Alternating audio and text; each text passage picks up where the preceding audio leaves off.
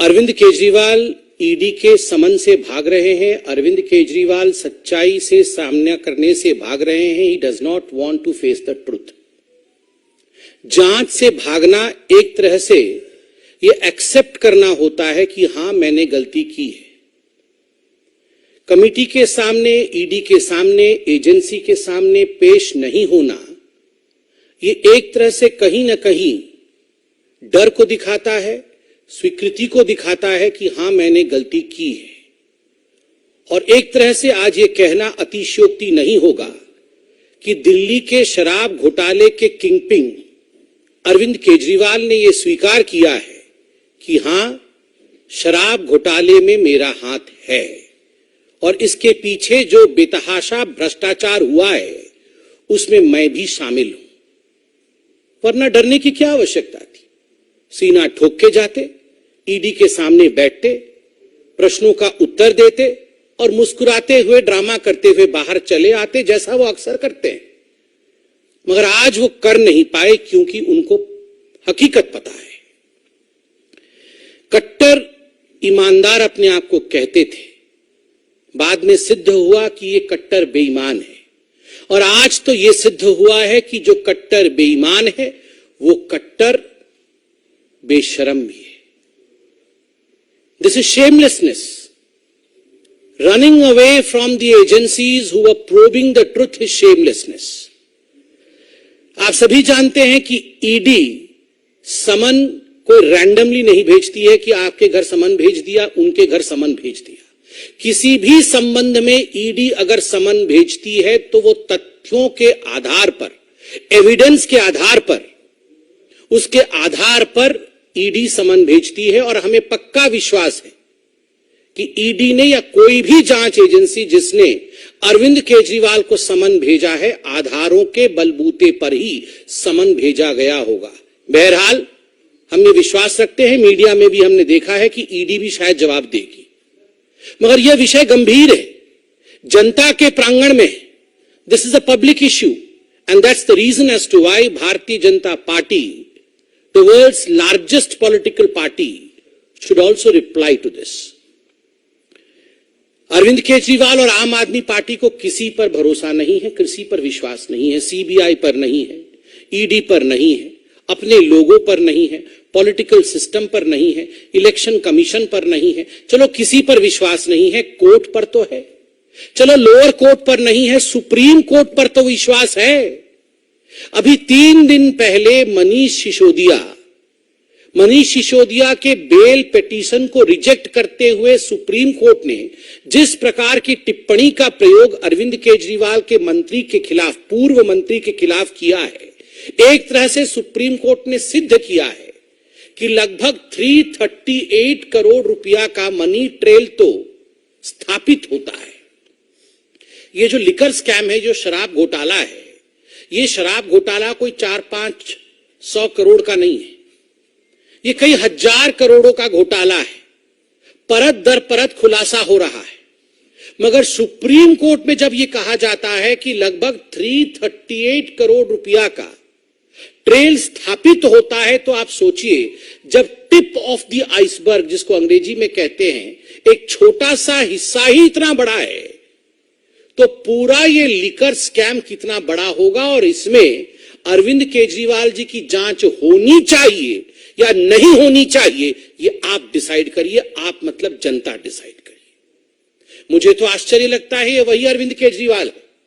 बगल में फाइल दबा करके ये रोज 4 बजे, जब राजनीतिक पार्टी नहीं थी, तो प्रेस कॉन्फ्रेंस करते थे, आप ही लोग बैठे होते थे और प्रेस कॉन्फ्रेंस में कहते थे, आज मैं शीला दीक्षित के खिलाफ खुलासा करूंगा, आज मैं रॉबर्ट वाड्रा के खिलाफ खुलासा करूंगा, आज मैं सोनिया जी के खिलाफ खुलासा करूंगा, आज मैं लालू प्रसाद यादव के खिलाफ खुलासा करूंगा, मेरे पास ठोस सबूत हैं।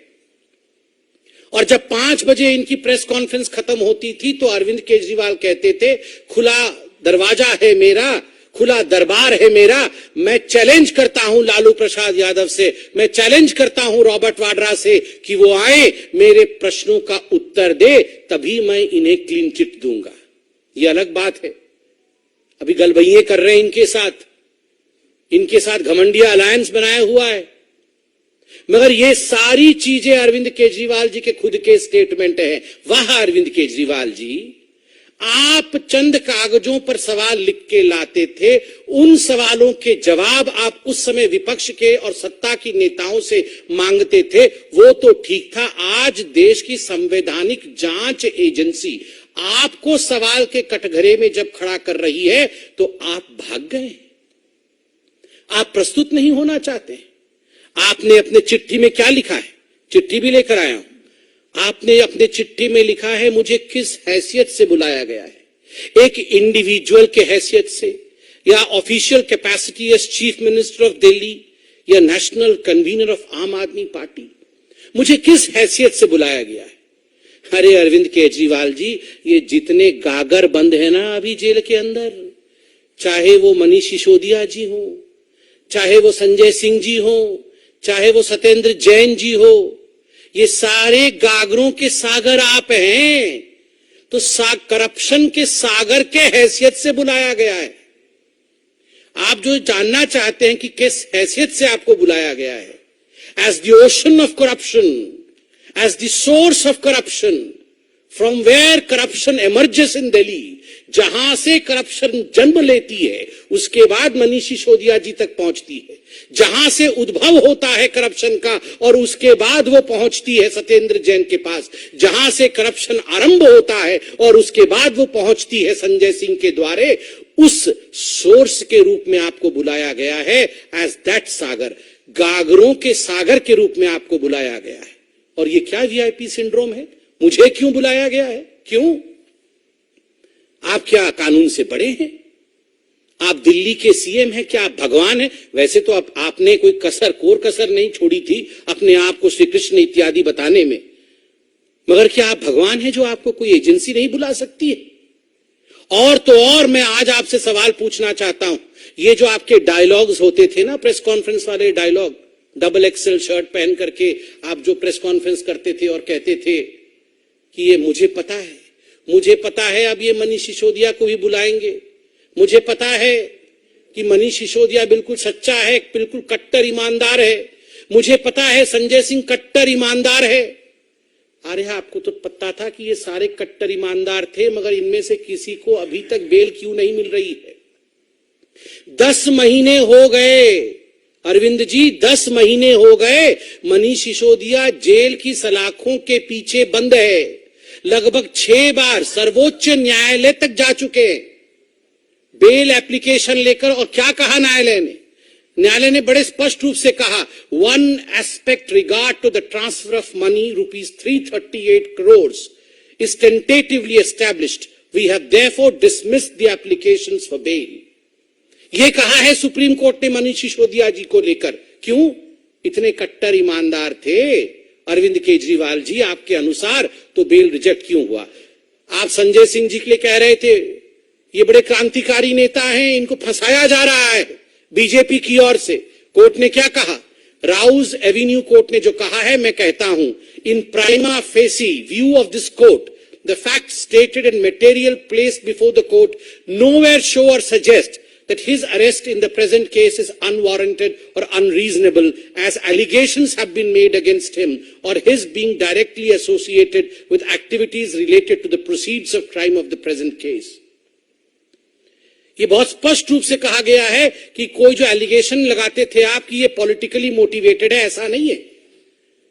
मटेरियल जो रखा गया है कोर्ट के सामने वो दिखाती है कि ये अनरीजनेबल नहीं है ये अरेस्ट, बड़े स्पष्ट रूप से। फिर आप कहते हैं कि हमें अब सुप्रीम कोर्ट पे भी भरोसा नहीं है।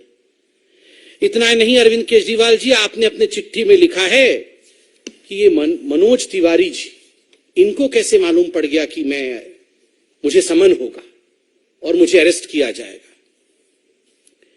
ये अरविंद जी, ये मनीष सिसोदिया जी को जब ईडी ने बुलाया था और जब संजय सिंह को ईडी ने बुलाया था, तो आप अपना भाषण खुद निकालिए। आपने खुद अपने भाषण में कहा था, मुझे मालूम है ये मनीष सिसोदिया जी को छोड़ने वाले नहीं है, मनीष सिसोदिया जी को ईडी बुलाने वाली है और उसके बाद उन्हें गिरफ्तार भी करने वाली है। ये एक बार नहीं, 10 बार आपने कहा था। 2 बार कहने के बाद जब ईडी ने समन नहीं किया, 2 बार कहने के बाद भी जब ईडी ने गिरफ्तार नहीं किया, तो आपने कहा लगता है डेट बदल गया है, मगर होने वाला है, होने वाला है। संजय सिंह के समय भी आपने कहा था मुझे मालूम है ये संजय सिंह जी को भी छोड़ा नहीं जाएगा, संजय सिंह के घर भी ईडी जाएगी, छापा होगा, गिरफ्तारी होगी। क्यों? आपने ईडी को कहा था क्या कि संजय सिंह जी को और मनीष सिसोदिया जी की गिरफ्तारी हो? आपने जो लॉजिक दिया है कि मनोज तिवारी जी के कहने पर ईडी ने ऐसा काम किया है, ठीक उसी लॉजिक से अगर हम सवाल पूछ दें कि जब आप कह रहे थे कि मनीष सिसोदिया की गिरफ्तारी होगी, तो क्या आपने ईडी को कहा था जाओ जरा मनीष सिसोदिया को गिरफ्तार करो? वैसे हो भी सकता है। मैं कोर्ट का कुछ स्टेटमेंट लेके आया हूं, सुप्रीम कोर्ट का। परसों जब रिजेक्ट हुआ मनीष सिसोदिया जी का बेल, तो सुप्रीम कोर्ट ने एक बहुत महत्वपूर्ण बात कही। सुप्रीम कोर्ट ने कहा we are dismissing the application for bail of Manish Sisodiya, but we have made one pointed observation, which is that they have assured, they matlab ED, that they have assured that the trial will be concluded within 6 to 8 months. So within 3 months, if the trial proceeds sloppily or slowly, he will be entitled to file an application for bail. Supreme court ने कहा कि हमें ED ने कहा है कि 6 से 8 महीने के अंदर त्वरित गतिविधि करते हुए ये जो शराब घोटाले की जांच चल रही है उसे पूरा कर दिया जाएगा, और हमें भी विश्वास है पूरा कर दिया जाएगा। अगर धीरे धीरे इन्वेस्टिगेशन चले, ईडी अपनी पूछताछ में लचर रवैया अपना ले, ईडी अपने काम को धीरे धीरे या स्लोपीली करे, तो फिर आप कोर्ट में आकर एक केस करना। ईडी ने तो जल्दी जल्दी आपको जांच के लिए बुलाया। ईडी चाहती थी कि अरविंद केजरीवाल बतौर इस पूरे केस से जुड़े होने के नाते यथाशीघ्र पूछताछ में आए, तथ्यों को सामने रखे, ताकि 6 से 8 महीने के अंदर ये इन्वेस्टिगेशन कंप्लीट हो। मगर क्या कारण है कि अरविंद केजरीवाल कोऑपरेट नहीं कर रहे हैं, और क्या कारण है अरविंद केजरीवाल जी सुप्रीम कोर्ट के कहने के बावजूद ये केस जल्दी समाप्त हो उस पर ध्यान नहीं दे रहे? क्या मनीष सिसोदिया जी बेल में बाहर आए? क्या मनीष सिसोदिया जी अंदर ही रहे? क्या चाहते क्या है आखिर ये आम आदमी पार्टी के सुप्रीमो अरविंद केजरीवाल जी? मुझे तो आश्चर्य होता है, उन्होंने अपने पैराग्राफ में यह भी लिखा है चिट्ठी में कि दिवाली आ रही है इसलिए मुझे छूट दे दी जाए, क्योंकि मैं गवर्नेंस में भी हूं, मैं चीफ मिनिस्टर भी हूं, 2 हफ्ते के अंदर दिवाली आ रही है। वाह, आज दिवाली आ रही है तो ईडी आपसे पूछताछ ना करे, उसके बाद क्रिसमस होगी 25 तारीख को तो ईडी आपसे पूछताछ ना करे, फिर 31 तारीख को तो आपको न्यू ईयर मनाना ही होगा तो ईडी आपसे पूछताछ ना करे, फिर संक्रांति भी आ रही है 14 जनवरी को तो फिर ईडी आपसे पूछताछ ना करे। केवल इतना ही नहीं, आपने कहा मिजोरम में, मध्य प्रदेश में, तेलंगाना में, इन 5 राज्यों में चुनाव है इसलिए ईडी हमसे पूछताछ ना करे क्योंकि मैं रोड शो करूंगा। मतलब ये सारे त्योहार जब खत्म हो जाएंगे उसके बाद 24 का चुनाव भी आ जाएगा। मतलब ईडी अरविंद केजरीवाल से पूछताछ ही ना करे, क्योंकि कभी होली है कभी दिवाली है, और इसके प्रिटेक्स्ट में अरविंद केजरीवाल जी ईडी से भाग रहे हैं। ये केवल एक्सेप्टेबिलिटी है कि हमने चोरी की है। भारतीय जनता पार्टी ने डे 1 से 7 सवाल पूछे थे अरविंद केजरीवाल जी से, मनीष सिसोदिया जी से, संजय सिंह से। आज भी मैं जनता की ओर से ये 7 सवाल, ये दिल्ली की जनता नहीं, पूरे हिंदुस्तान की जनता की ओर से, भारत की जनता की ओर से ये 7 सवाल दोहरा रहा हूं। अरविंद केजरीवाल जी, आप जहां भी आज रोड शो कर रहे हैं वहां से प्रेस कॉन्फ्रेंस करके जवाब दे दीजिए ना। आप इस दूध का दूध और पानी का पानी कर दीजिए। इन 7 प्रश्नों का जवाब देके, प्रश्न नंबर 1, क्या अरविंद केजरीवाल जी ये हकीकत नहीं है कि दिल्ली के एक्साइज पॉलिसी का इतिहास में पहली बार इस प्रकार का रवैया रहा कि जो शराब के ठेकेदार थे उनका कमीशन 5% से बढ़ा करके 12% किया गया?